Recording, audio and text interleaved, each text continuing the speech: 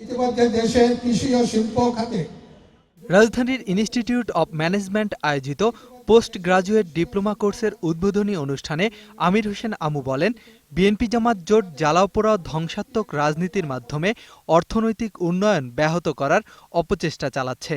আমরা যতই এগিয়ে যেতে চাই ততই এই অপশক্তি বিএনপি জামাত জোট জ্বালাও পোড়াও ধ্বংসাত্মক রাজনীতির মাধ্যমে অর্থনৈতিক উন্নয়ন ব্যাহত করার অপচেষ্টা চালাচ্ছে। জননিরাপত্তা নিশ্চিত করতে আমরা এই ধরনের জ্বালাও পোড়াও পেট্রোল বোমা নিক্ষেপ সহ সকল অপকর্ম কঠোরহস্তে দমন করব।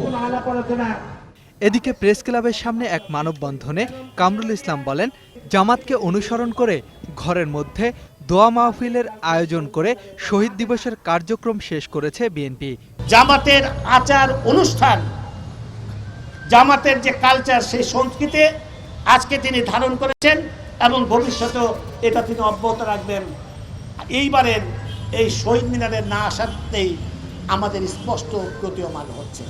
এছাড়া বঙ্গবন্ধু অ্যাভিনিউতে হরতাল অবরোধের প্রতিবাদে মানববন্ধনে নেতারা বলেন, ১৯৭১ সালের মতো এখনো কিছু সুশীল সমাজ সরকারের কর্মকাণ্ডের বিরোধিতা করছে। ১৯৭১ সালে গানপাড়াতে মানুষ হত্যা করেছে, আর ২০১৫ সালে খালেদা জিয়া পেট্রোল বোমা মেরে মানুষ হত্যা করে এই দেশটাকে পাকিস্তান বানাতে চায়।